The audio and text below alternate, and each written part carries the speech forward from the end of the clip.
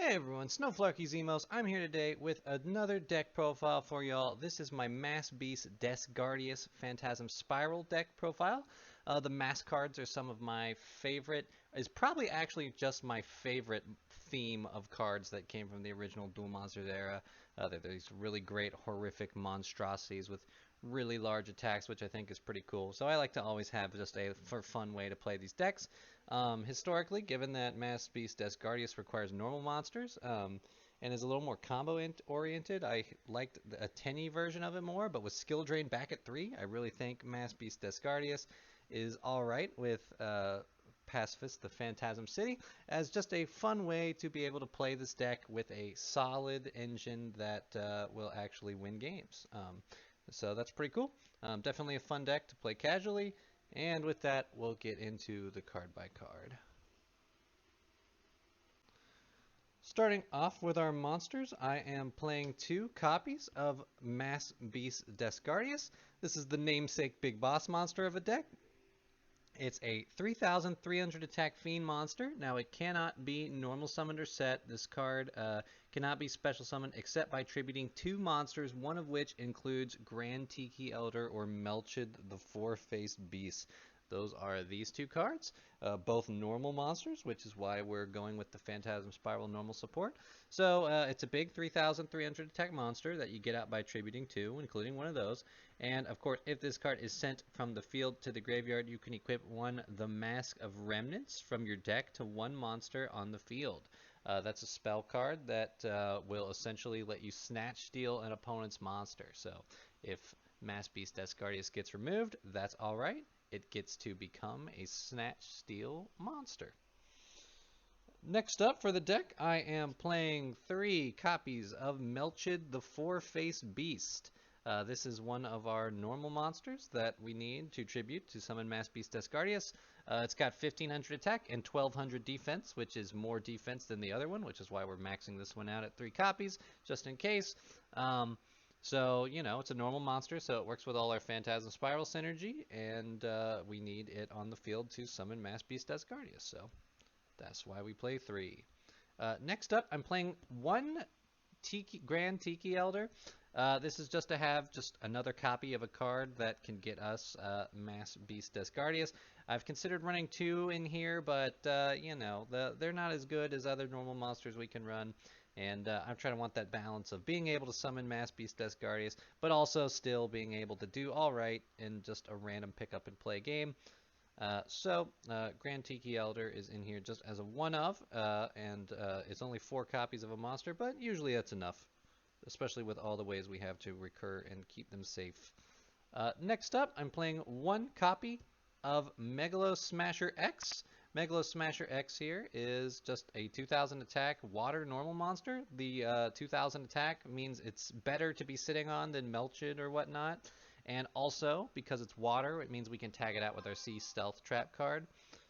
And that just, you know, allows us to keep a monster on board for a tribute. And big fan of that. So we're just playing 1 Megalo Smasher X for just the flexibility if we have to wait on our Melchid play. Next up, I'm playing 3 copies of Tenyi Spirit Shitana.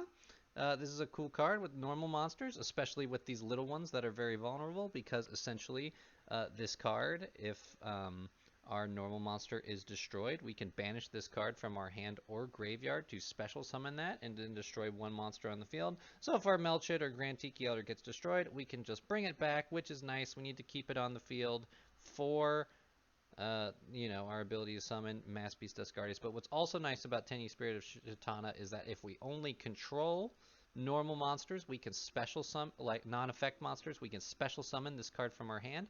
That does give us the ability to easily summon a second tribute, which is why I was playing this with Tenyi originally, although, you know, I think there's some validity to this pacifist build with skill drain back at 3. But, you know, Tenyi Spirit Shitana gives us an extra body, can protect our monster if it dies, summon it back, pretty cool. And last, I'm playing 1 copy of Tenyi Spirit Nahata. This one is just a battle trick for non-effect monsters. If our non-effect monster battles an opponent's monster, we can make that monster lose 1500 attack, which is pretty relevant when these guys only have 1500 attack. Sometimes you need that attack boost, make them more deadly. And what's nice about these Tenyis, is their effects work with both the hand and the graveyard, which is pretty cool because we'll make use of Card of Demise, so if they get stuck in our hand and have to get discarded, it's not even a big deal because we still get their effects. So it's pretty sweet, and that is it for our monsters.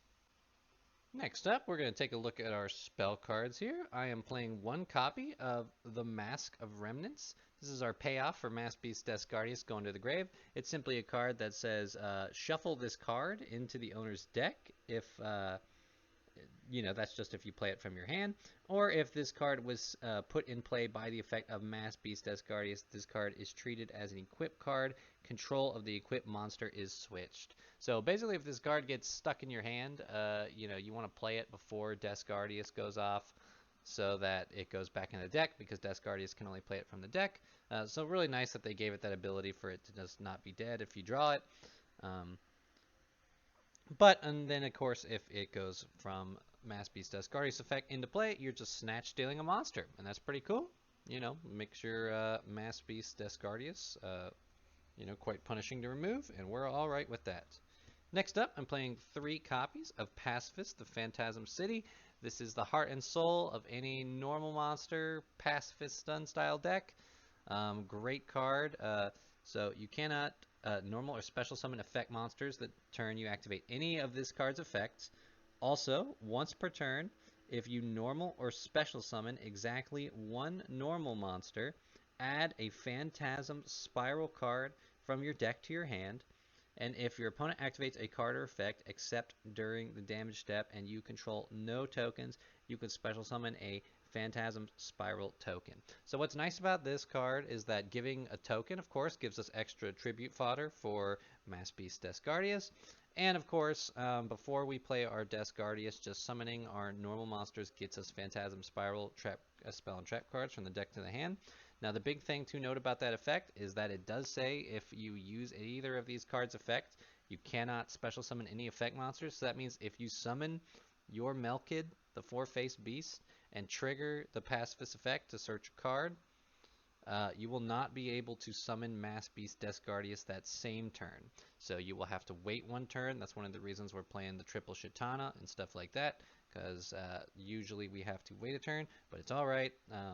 It's a trade-off I'm willing to make in this deck, delaying Mass Beast Guardius, because now I get a lot of synergies to max out on skill drain, which is pretty nice. And so Pacifist, the Phantasm City, gets us tokens, gets us Phantasm cards, keeps things moving. Very nice card. Also playing 1 copy of Terraforming just to search it. We really want to see this card, so we want to search it. Next up, I am playing 3 copies of Pot of Extravagance. This card, not playing an extra deck heavy deck, so we're turning our extra deck into card advantage. We banish 6 random extra deck cards and draw a card for every 3 that we did so. Pretty nice. Gets us more cards. Gets in exchange for our extra deck, which we aren't using, and we're all right with that. Next up, I'm playing 3 Pot of Duality. This is just a consistency piece to be looking for either Skill Drain or Phantasm City or whatever piece we're looking for. Maybe set up Mass Beast Guardius for a future turn. And so, whatever card we're missing, we're glad to get it. Now, we can't special summon when we use Pot of Duality, but that's fine. A lot of turns we won't be special summoning on our turn. Really, we're only going to do that if we're committing to Guardius. So that is pretty cool. And next, just trying it out. It's a little iffy because there is a high monster count, but I am playing the 1 copy of Card of Demise. Card of Demise, of course, draws us cards until we have 3 in our hand, and at the end of the turn, we discard them all. No big deal, though, because there's a lot of spell and traps and whatnot, stuff that we can just set, and we don't mind if we lose some of the Tenyis to the graveyard and stuff like that. So definitely, still comes in handy enough that I'm playing it. Pretty cool stuff. And that is it for the spell cards. Next, we are moving along into trap cards. I am playing 3 copies of Phantasm Spiral Battle. This is one of the great payoffs of the Phantasm Spiral deck. Essentially, if monsters you control are only normal monsters, you can target a card your opponent controls and destroy it. If Umi is on the field, which Pacifist the Phantasm City always counts as Umi when it's on the field, you can activate this card from your hand, which is pretty cool. Um, that is just pretty awesome. You can just drop it and pop a card, which is nice. It has a secondary effect that revolves around the Phantasm Spiral equip cards, but we are not playing any of those in this build, so it does not matter. Next up, I am playing one copy of Phantasm Spiral Power. Power is pretty nice. If you only control normal monsters, you can target an effect monster your opponent controls. Until the end of this turn, it loses 1,000 attack and defense, which is really nice battle trick for our weaker Melkid and Grand Tiki Elder. But also, more importantly, that effect monster's effects are negated. So that's pretty cool. Negate effects, drop attack, we're all in for it. Next up, I'm playing two copies of Sea Stealth Attack here. Sea Stealth Attack is a great continuous trap card for this deck. Essentially, when this card is activated, you can activate Umi from your hand or graveyard. So if your Pacifist is destroyed already, you can pull it back out with this card.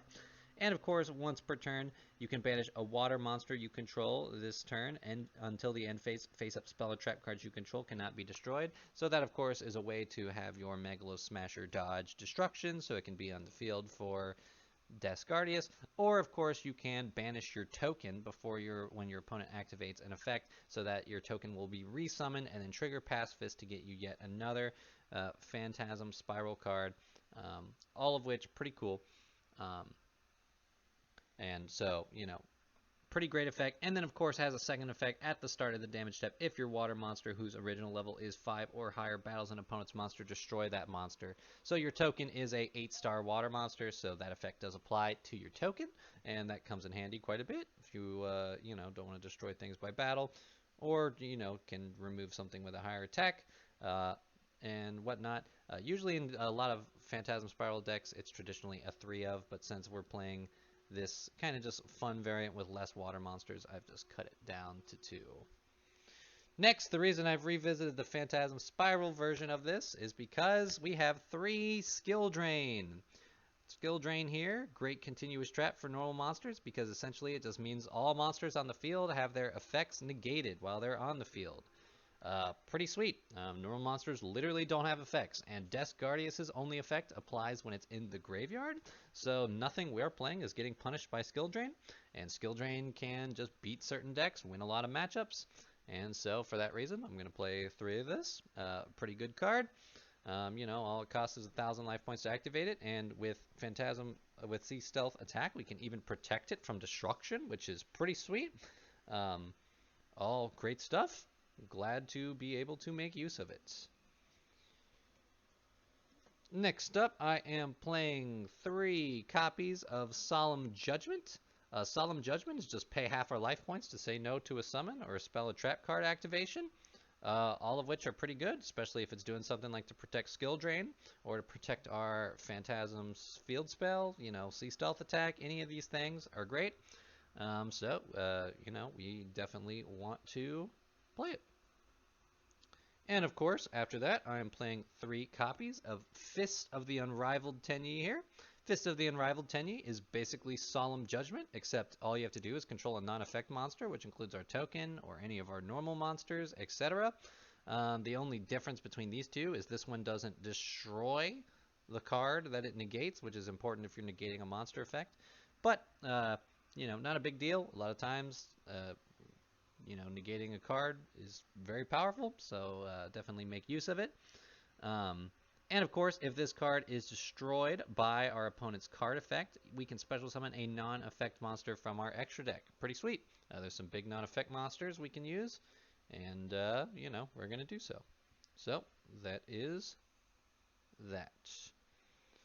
Next up, just some 2 other trap cards that I'm just playing as one of to test which one I like more. 1 copy of Heavy Stormduster. This is just a pick for me because I play against lots of decks that have lots of spell and trap cards that need to be destroyed. Being able to respond to 2 of them on your opponent's turn, because this card can pop up to 2 spell and traps for 1 card, is a nice little card advantage to gain against decks that are heavy with spell and trap cards. And of course, even trading one for one is fine sometimes if they're activating a card that's going to search them something and you just want to say no. And of course, next, I am playing a copy of Crackdown. Just something I like specifically in this build because I can steal an opponent's monster if I have Gardius in my hand, and of course, be able to tribute it off. Also, just stealing a monster could leave my opponent open to being attacked directly. So just something I'm testing out in this build, seeing if I like it and whatnot. Uh, so that is the trap lineup, and that means that is everything for the main deck. Next, we're going to go into our extra deck here. Do note that as far as the extra deck goes, it mostly is just extravagance fodder. You're not going to make it very often in this deck. So a lot of it is extravagance fodder and stuff that I can pull off of Fists of the Unrivaled Tenyi. Fist of the Unrivaled Tenyi, when it's destroyed, special summons a non-effect monster from our deck and extra deck, so we might as well fill our extra deck with those targets. So that's kind of the basis behind here. I'll talk about some of them briefly. Just know that they're mostly non-effect monsters with big attacks, but some of them have some important synergies to talk about. The first one is Gagagigo the Risen, which I played 2 copies of. I'll probably play 3 if I get a third copy. So Gagagigo the Risen is a non-effect XZ with 2950 attack, which is alright. Now, of course, we have things like Blue Eyes Ultimate Dragon, so we think, why would we play this? Well, what I like about this one is that it's a water attribute, which means it has synergy with Sea Stealth Attack. Now, rank is not level, so it doesn't get that effect, but what this means is that we can tag our Gagagigo the Risen out during our opponent's turn or during our turn until the end phase. And why that is important is because while this is a non-effect monster, it's not a normal monster, which means while it's on the field, we can't use any of the Phantasm Spiral trap cards. But if we tag Gagagigo the Risen out, well then suddenly we might only control normal monsters again and can use those cards again. So that is why we like Gagagigo the Risen. I would max out on this just so I don't banish it all off of Extravagance. Next up, I have 3 copies of Blue Eyes Ultimate Dragon. This, of course, is the 4,500 attack monster. It's the biggest attack we can get off of Fist of the Unrivaled Tenyi, and that's pretty cool. We'll definitely make use of that. Next up, 2 copies of Master of Oz, another card I would probably max out over other stuff if I had it, but I only have 2, and 2's fine. It's just Blue Eyes Ultimate Dragon with 200 less attack, so if all your Blue Eyes were banished off of Extravagance, you can summon it. Next up, I have 2 copies of Humanoid Worm Drake, which is an interesting one because this is a 7-star water non-effect fusion with 2200 attack. But what I like about it is it's like Gagagigo the Risen, except with less attack, but instead this one has stars, which means it can use the secondary effect of Sea Stealth Attack to just attack a monster and destroy it by card effect, which is pretty cool. So, figured I might as well try it. Next up, just some one-ofs to fill up space and just show different examples of things you can play. Gem Knight Pearl, it's a non-effect with 2600 attack. You can make it with 2 level 4s, so you can make it in this deck. Not that there's really much benefit to it. Berserker of the Tenyi, it's 3000 attack, non-effect Link. We can summon it off. I got 2 copies of Gaia Saber, the Lightning Shadow. It's 2600 attack monster with that is non-effect. Got a copy of Meteor Bee Dragon, which is just a 3,500 attack monster, and Black Skull Dragon, which is just a 3,200 attack monster. Basically just things to fill out the extra deck and things that I can summon if I've already, say, resolved 2 Extravagance and my Fist of the Unrivaled Tenyi gets destroyed, all of which are possible options. So just things to fill it out. These ones on the top row are definitely the ones that are have anything worth talking about, just because either the water attribute or just the highest attacks around. And that pretty much sums up the extra deck. Yep, mostly just extravagance fodder, nothing big there. So that is it for my Mass Beast Phantasm Spiral deck profile. Just a fun way that I can play Mass Beast Guardius, but have it still fall back on a deck that has a competent enough strategy to win games casually. And, that's good enough for me. It lets me show off Mass Beast Guardius sometimes. It's pretty cool. Um, the fun thing about Phantasm Spirals, too, is if you want, you could take some mask cards, like extra copies of Mask Beast or other copies of Mask of Remnants and make custom tokens out of them, and then have some mass themes tokens for when you're playing this version, which is pretty cool. Things like that are a lot of fun. Um, so let me know what you think. Uh, Thank you for checking it out. Are you a big fan of the Mass Beast? Which one do you like better, Guardius or the classic, the Mass Beast Ritual? And let me know what you think about the new format. Tried something out here. I just figured people might like seeing all the monsters out so they can pause and take a look at them all together. So let me know what you think. I appreciate it. As always, I'll catch you in the next one.